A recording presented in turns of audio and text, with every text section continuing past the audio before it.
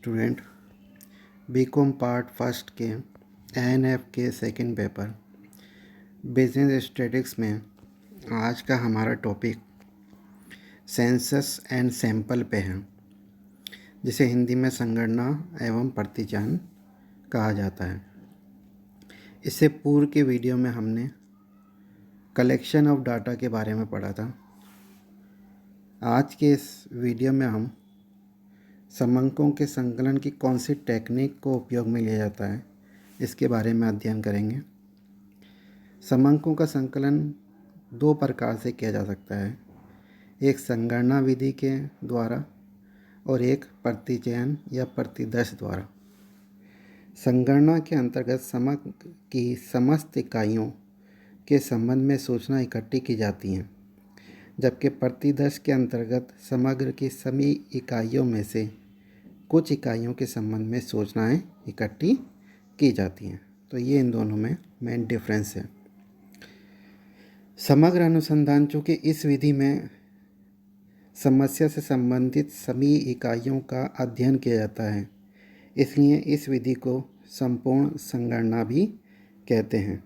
उदाहरण के तौर पे यदि हम अजमेर विश्वविद्यालय के प्रोफेसर के मासिक व्यय के अध्ययन के लिए हम सभी प्रोफेसर से सूचना प्राप्त करें तो ये संगणना अनुसंधान कहलाएगा। इस विधि का उपयोग तब किया जाता है जबकि समस्या से संबंधित प्रत्येक इकाई का गहन अध्ययन करना हो। हमारे देश में हर 10 साल में जनगणना होती है, वो इसी तरीके पे की जाती है। इसमें मुख्य सूचना के साथ ही अतिरिक्त सूचनाएं भी संग्रहित कर ली जाती हैं। इस विधि से निकाले गए परिणाम में अत्यधिक शुद्धता होती है। इस विधि का उपयोग हेतु अनुसंधानकर्ता को समय एवं शक्ति लगानी पड़ती है। इस कारण ये विधि अत्यधिक खर्चीली विधि है। इसलिए इस विधि का उपयोग वहाँ पर करना उपयुक्त होता है जहाँ पर अनुसंधान का क्षेत्र सीमित हो। दूसरी विधि प्रतिचयन विधि है, जिसे हम यूँ कहें कि ये समग्र में से कुछ चुनी हुई इकाइयों का अध्ययन है। इस विधि में समग्र की समस्त इकाइयों के अध्ययन के बजाय केवल कुछ चुनी हुई इकाइयों का अध्ययन किया जाता है। ऐसी इकाइयों को प्रतिदर्श, नमूना आदि नामों से जाना जाता है। यदि चुनी हुई इकाइयाँ समग्र का प्रतिनिधित्व करती हों तो उनसे जो परिणाम निकाले जाएंगे वे लगभग समग्र के समान होते हैं।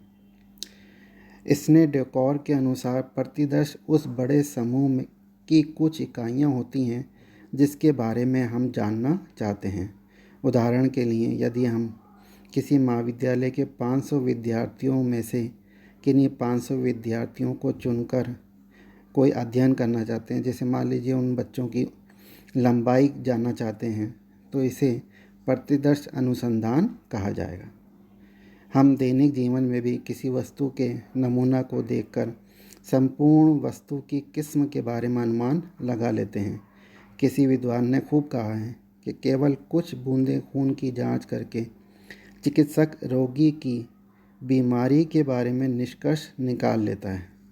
क्योंकि इस विधि में समग्र में से केवल कुछ ही इकाइयों के संबंध में समंकों का संकलन व विश्लेषण किया जाता है, अतः ये विधि सस्ती है।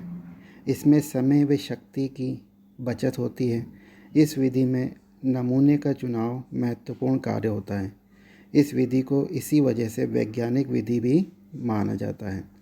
परंतु इस विधि में चुने गए समंक अवैज्ञानिक व पक्षपातपूर्ण विधि पर आधारित हों तो परिणाम भी भ्रामक होंगे। इसी कारण से इसमें इस विधि के द्वारा निकाले गए परिणामों में शुद्धता का अभाव रहता है। जब समग्र की समस्त इकाइयों में एकरूपता हो तथा उच्च स्तर की शुद्धता की आवश्यकता नहीं हो, या यूँ कहें कि संगणना करना संभव नहीं हो, तो इस विधि का प्रयोग करना अच्छा रहता है। अंकेक्षण में जैसे कि हम देखते हैं, खातों की जांच भी इसी प्रकार से की जाती है। जैसे यदि किसी व्यवसायी के 12 माह के विक्रय, जो कि संख्या में काफ़ी अधिक होते हैं, सबकी जांच करने के बजाय हम यादृच्छिक रूप से चुने हुए रसीदों की जांच कर ली जाती है। यदि उनमें किसी प्रकार की गलती नहीं पाई जाए तो हम ये मानते हैं कि इन समंकों में किसी प्रकार की अशुद्धि एवं कपट नहीं किया गया है। इसके विपरीत यदि कोई गलती पाई जाती है तो हम जांच का दायरा बढ़ा देते हैं। उदाहरण के तौर पर यदि किसी शीतल पेय के स्वाद की जांच करने के लिए कैरेट की सभी बोतलों को नहीं पिया जाता है, उनमें से किन्हीं बोतलों के स्वाद के आधार पर स्वाद लेना ही काफ़ी होता है।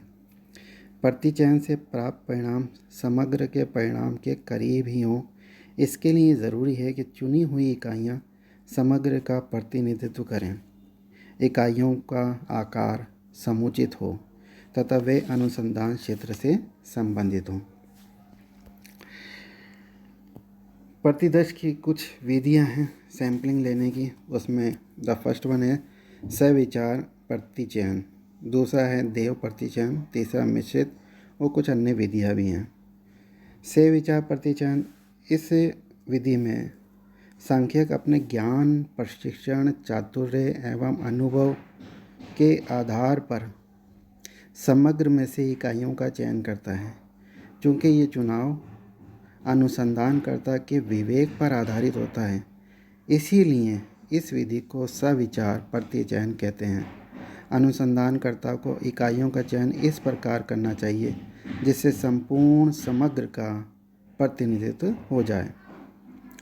इस विधि का बड़ा फ़ायदा ये है कि अनुसंधान है तो किसी विशेष महत्व की इकाइयों को शामिल करना आवश्यक हो तो सांख्यिक उनको शामिल कर लेता है।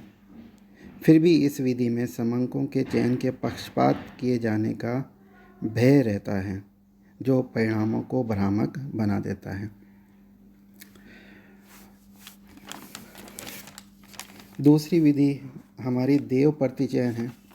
देव प्रतिचयन विधि, इस विधि में समग्र में से कुछ इकाइयाँ देव आधार पर चुनी जाती हैं। इस विधि में इकाइयों का चुनाव पूर्ण रूप से संभावना तथा संयोग पर आधारित होता है, इसीलिए इस विधि में पक्षपात की गुंजाइश नहीं रहती है। इकाइयों का चयन पूर्णतया देव आधार पर होता है। कौन सी इकाइयों का चयन किया गया है यह अनुसंधानकर्ता या सांख्यिक को भी ज्ञात नहीं होता है।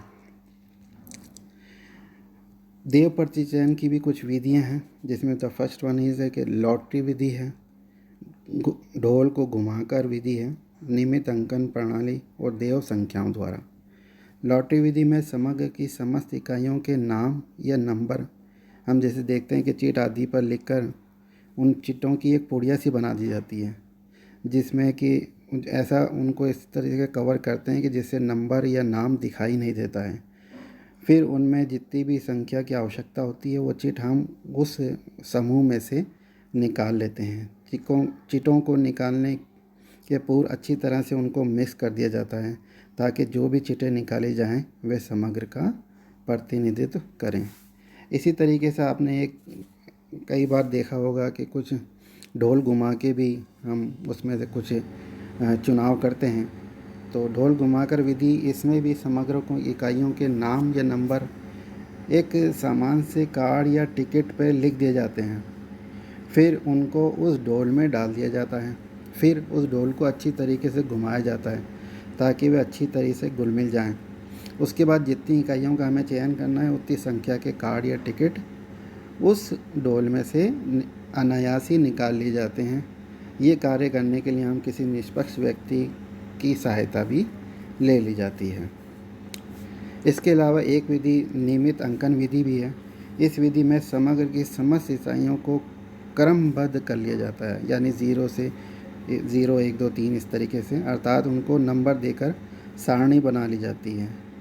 फिर जितनी इकाइयों का चयन किया जाता है उन्हें नियमित अंक के आधार पर चुन लिया जाता है। उदाहरण के तौर पे अगर हम किसी एक कारखाने की 1000 मज़दूरों की आर्थिक स्थिति का अध्ययन करने हैं तो सर्वप्रथम हम उनको क्रमबद्ध कर देंगे। फिर यदि उनमें से हमें किन्हीं 50 इकाइयों का चयन करना हो तो प्रत्येक 20वें अंक को ले लिया जाएगा। इस तरीके से हम उसमें से 50 इकाइयों का चयन कर लेंगे। एक देव संख्याओं की सारणी भी कई विद्वानों ने तालिका हमको दी है। यदि समग्र का आकार बहुत बड़ा हो और लाटी विधि अनुपयुक्त हो तो ऐसी स्थिति में देव संख्या सारणी से प्रतिदर्श चुने जाते हैं। विभिन्न विद्वानों जैसे फिशर ने, टिप्पेट ने संख्यात्मक सारणी तैयार की हैं जिनका उपयोग करके हम प्रतिदर्श चुन सकते हैं।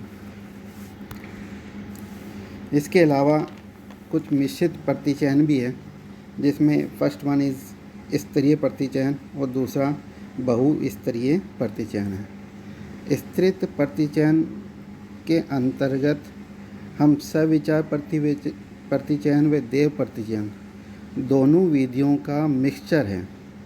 इसमें सर्वप्रथम समग्र में से विभिन्न गुणों के आधार पर इकाइयाँ चुन ली जाती हैं, फिर उनमें से देव आधार पर कुछ इकाइयों का चयन कर लिया जाता है।